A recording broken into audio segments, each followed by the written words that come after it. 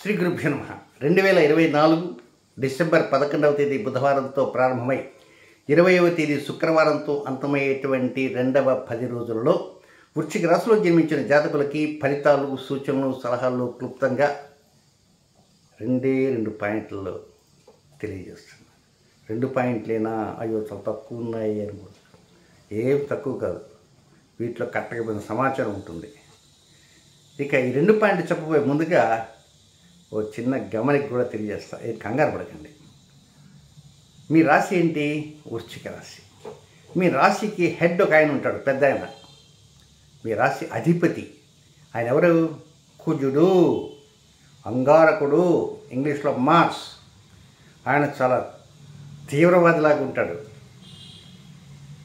కర్ణ కఠోరంగా నిర్ణయాలు తీసుకుంటాడు. అవతల వాడిని ఏవడైనా సరే వాడంతా చూద్దాం అనే రౌడీజంలాగా ఉంటాడు.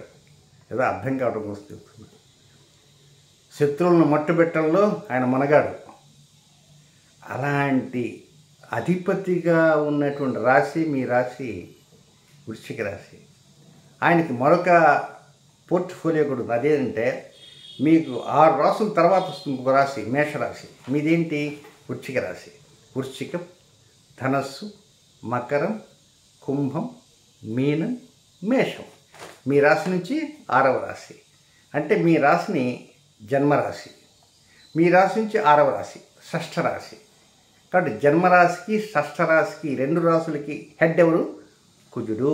ఇప్పుడు ఈయన గురించి మనం ఎందుకు మాట్లాడుకుంటున్నాం అంటే ఆయన ప్రస్తుతము మీకు 9వ స్థానంలో అదృష్ట స్థానంలో ఆయన ఉన్న ఫలంగా రివర్స్ అయినాడు. వక్రం మొదలుపెట్టాడు. వక్రం మొదలుపెట్టి ఎప్పటిదాకా ఆయన వక్రం అంటే 2025వ సంవత్సరం ఫిబ్రవరి నెల 24వ తేదీ ఉదయం 7:41 దాకా ఆయన వక్రం ఉంటాడు. ఎక్కడ? 9వ స్థానంలో. అయితే పూర్తిగా అంత ఉండదు. జనవరి 21 దాకా 9లో ఉండి జనవరి 21వ తేదీ ఉదయం 10:04 మీకు అష్టమ స్థానంలోకి వస్తుంది. సరే, ఆయన అష్టమంలో వస్తాడా, సప్తమంలోకి వస్తాడా, కష్టమంలోకి వస్తాడా, జన్మలోకి వస్తాడా, అదృష్టం, ఇవన్నీ పక్కన. అసలు మనకి ఏంటి? మనకు కావాల్సింది ఇది. దాని గురించి మనకు కావాలి కదా, దాని గురించి నేను చెప్తున్నాను. కనుక ఇప్పుడు ఆయన ఆ విధంగా వక్రంలో వెళ్ళిన కారణంగా మీరు కొన్ని నిర్ణయాలు ఉన్న బలంగా వదిలేసేటువంటి అవకాశాలు ఉన్నాయి. ఉదాహరణకి ఒక ఇల్లే ఉంది, లేకపోతే ఒక స్థలమే ఉంది, లేక పొలమే ఉంది. అది మీరు అమ్మకానికి పెడతారు. అమ్మకానికి పెట్టినప్పుడు అవతల వాడికి ఏదో 4 రూపాయలు తగ్గితే తెస్తే వాడికి రేట్ అడుగుతాడు. అడిగిన రేటు మీకు గిట్టుబాటు కాదు. అప్పుడు అయ్యా నాకు గిట్టుబాటు కావట్లేదే, నేను అమ్మను అంటే సరిపోయేది. మీరు అట్ట ఉండరు. నేను అమ్మను, అస్సలు అమ్మేదే లేదు, పో, ఇది బంగారం లాంటి పొలం 50 కోట్లు చేస్తుంది, నాకు గతి లేక అమ్ముతున్నాను అనుకుంటావా? ఇట్లా మొదలు పెడతారు. అది ఆఖరికి ఏమవుతుందంటే అవతల వాడు దాన్ని కొంచెం సీరియస్గా తీసుకుంటాడు. ఓహో, గిట్టుబాటు కాలేదని ఒక ముక్క చెప్పకుండా ఈ మాదిరి చెప్తున్నది అని వాడేం రేటు పెంచడు. నీ స్థలాన్ని అమ్మనీయకుండా చేసేటువంటి ఏర్పాటు చేస్తాడు. అర్థమైందా? జస్ట్ ఎగ్జాంపుల్గా చెప్పేది. కనుక ఇక్కడ ఈ పాయింట్కి లోతున అర్థం ఏంటంటే మనం విర్రవేయకూడదు.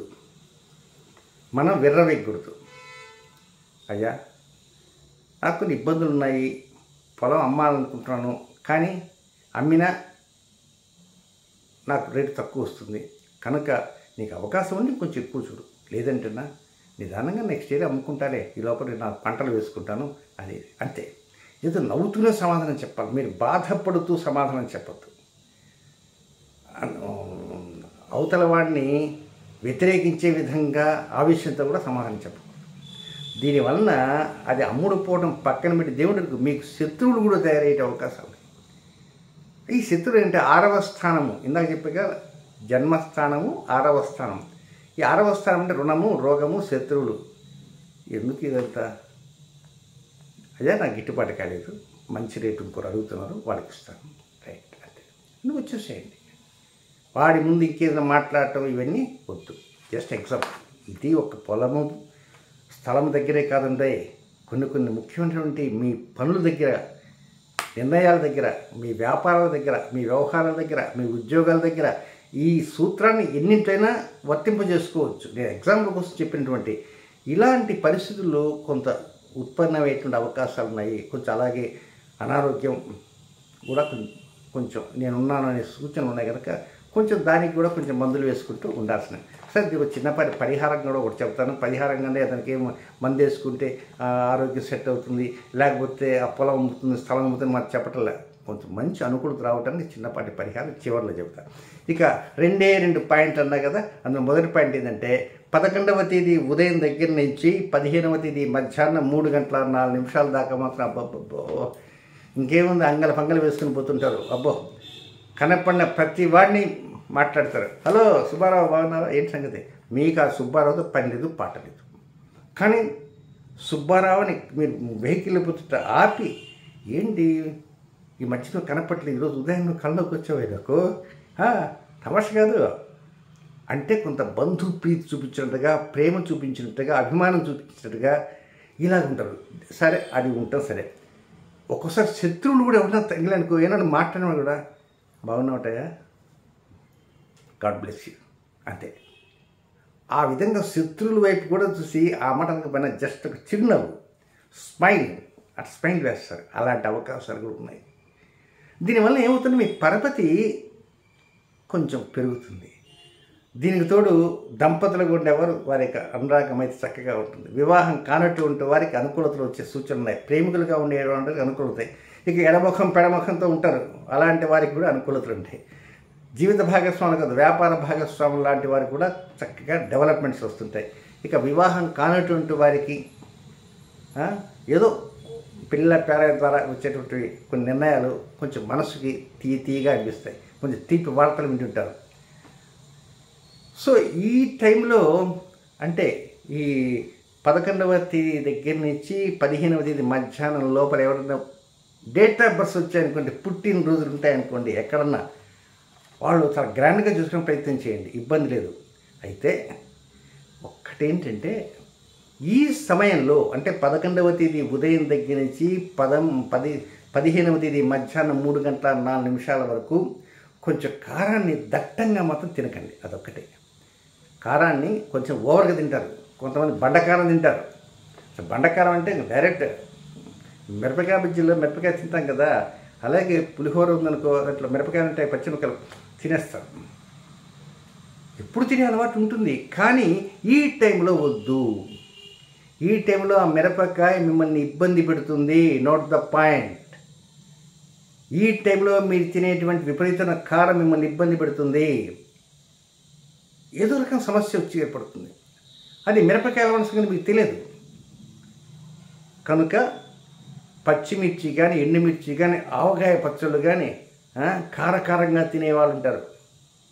ఏదైనా కొంచెం కారాన్ని తగ్గించడానికి ప్రయత్నం అంటూ చేయండి. నెక్స్ట్ ఇంకా సెకండ్ పాయింట్ ఉంది. అదేమిటంటే 15వ తేదీ మధ్యాహ్నం 3:04 దగ్గర నుంచి 20వ తేదీ అర్ధరాత్రి వరకు ఉండేటువంటిది. ఇది మీరు వెళ్తున్నారనుకో, మీ మంచి మిత్రుడు ఎవరు హలో అని అనుకో, మీరు చూసి వీడి ముఖం వీడితో తలకాయ అని తప్పించుకునే వ్యవహారం చేస్తారు. చూసారా, మొదటి పాయింట్ రెండో పాయింట్గా. మొదటి పాయింట్గా మీరే కల్పించుకోండి నేను చెప్తున్నా. ఇప్పుడు రెండో పాయింట్ ఏంది, అవతల వ్యక్తి అన్నా కూడా మీరు పట్టించుకోమంటారా సిద్ధాంతి గారు? పట్టించుకోని చెప్పడంలే. మీరు పట్టించుకున్నా వాడు కొంచెం మీస మేలేస్తాడు. అలాంటి వ్యక్తి నేను హలో అనగానే మాట్లాడాడు అని రేపు ఎప్పుడన్నా అడిగాడు కానీ చూసావా, అరే నేను చూడేది ఏదో ఆలోచన, నేను అది చూపట్టు ఉంది కానీ నేను ఏదో నువ్వు కనపడలేదా నాకు, ఆ మాట అనడానికి అవకాశం ఉంటుంది. సరే, అలాంటి సిచ్యువేషన్ జరిగినప్పుడు మీరు వెంటనే మీ పనులు ఆపుకొని బాగున్నావా, ఏంటి అమ్మ బాగుందా, నాన్న బాగుందా, ఇంకేదో లోకాపరం అంతా ఇంత అప్పు ఉంటుంది 2000 కావాలి బాబు అని కొసరికి ఫిట్టింగ్ పెట్టేస్తాడు. కనుక వాస్తవంగా మీకు అష్టమ చంద్రుడు ఆ సమయంలో కొంచెం జాగ్రత్తగా ఉండాలి. కనుక అలాగే తండ్రినిచ్చి ఏదన్నా చిన్నమాటి మాట అన్నా కూడా దాన్ని మీరు పెద్దదిగా చూసుకొని బుద్ధుద్ధంలో పెట్టి చూసుకొని అలా అన్నాడు ఇలా అన్నాడు అని అనుకోవద్దు. ఏదైనా 15వ తేదీ మధ్యాహ్నం 3:04 నుంచి 20వ తేదీ అర్ధరాత్రి వరకు ఉండేటువంటి సమయం అంతా వ్యతిరేకమైనవి. కనుక ఏదో తినటము, తిరగటము, టైంకి నిద్రపోవటము, లేకపోతే యూట్యూబ్లో షార్ట్స్ అవి చూసుకోవటం అంతే. ఉద్యోగానికి పోవటం, ఉద్యోగం రావటం, కార్ డ్రైవింగ్ జాగ్రత్తగా చేయటం, ఎక్కడున్న స్పీడ్ బ్రేకర్లు ఉన్నాయి ఏమిటా అది చూసుకుంటూ ఉండాలి. ఇది మాత్రం మర్చిపోకండి. ఇక ఈ వృశ్చిక రాశిలో జన్మించిన జాతకులకు కొన్ని వ్యతిరేక సమయాలు అంటూ ఉన్నాయి. అవి ఎప్పుడెప్పుడంటే విశాఖ నక్షత్రం 4వ పాదంలో జన్మించినటువంటి ఈ జాతకులకి 14వ తేదీ శనివారం ఉదయం 10 గంటల దగ్గర నుంచి 15వ తేదీ ఉదయం సూర్యోదయం దాకా అనుకూలమైన సమయం కాదు. రొటీన్ కార్యక్రమం చక్కగా చేసుకోవచ్చు. నెక్స్ట్ అనురాధ నక్షత్రంలో జన్మించిన జాతకులకి 15వ తేదీ సూర్యోదయం కాగానే ఉదయం నుంచి 5:05 అనుకో సూర్యోదయం నుంచి ప్రారంభమై 15వ తేదీ అర్ధరాత్రి సెకండ్ షో సినిమా వదిలేంత వరకు అని చెప్పాలి. అట్లా చెప్తే అర్థమవుతుంది.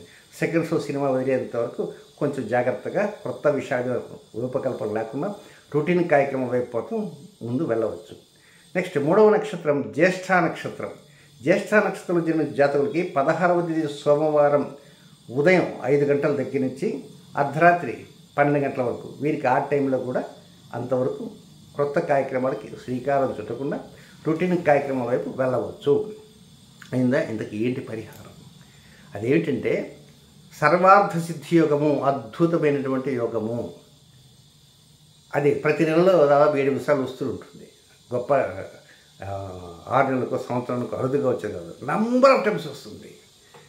అలా నంబర్ ఆఫ్ టైమ్స్ వచ్చే టైంలో ఒక్కోసారి అది వచ్చిన వల్ల నేను చెప్పాలని మళ్ళీ దాని గురించి చెప్తూ ఉంటాను ఎందుకు అని. కానీ ఈసారి యోగం గురించి చెప్పడించేదంటే అసలే కుజుడు వక్రంలోకి వెళ్ళిపోతున్నాడు, గురువు వక్రంలో ఉన్నాడు.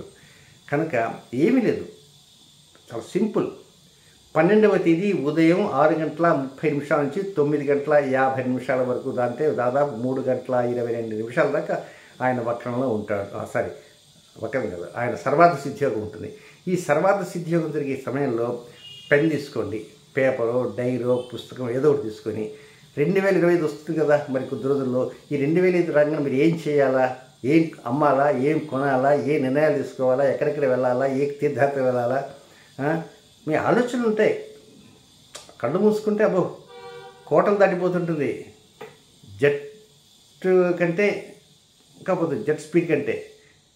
కనుక మీరు పేపర్ తీసుకొని పైన గణపతి ప్రార్థనతో ఓం పెట్టేసేసి ఓం గణాధిపతయే నమః రాసుకొని, లేకపోతే మీ ఇష్టదేవత రాసుకొని, ఆ తర్వాత 2025 జనవరి దగ్గర నుంచి జస్ట్ ఒక 5-6 నెలలు కొంచెం ఏం చేయాలా, పొలం ముడుకోవాలన్నా, ఇల్లు ముడుకోవాలన్నా, పొలం కొనుక్కోవాలన్నా, ఇల్లు కొనుక్కోవాలన్నా, వాహనం కొనుక్కోవాలన్నా, ఉన్న వాహనం అమ్మేద్దాం ఉంచుకుందామా, లేకపోతే ఇంటికి ఏమైనా మరమ్మతులు చేద్దామా, అబ్బాయి ఏమన్నా వివాహం ఉందా, అమ్మాయికి ఏమైనా వివాహమా, లేకపోతే అమ్మాయికి ఉద్యోగము, అబ్బాయికి ఉద్యోగము, శ్రీమతికి ఏదో, లేకపోతే శ్రీవారికి ఏదో ఒక కొండబెట్టి చేరతాడంతా రాసుకుంటండి. అన్నీ కోరికలే, అన్ని కోరికలే.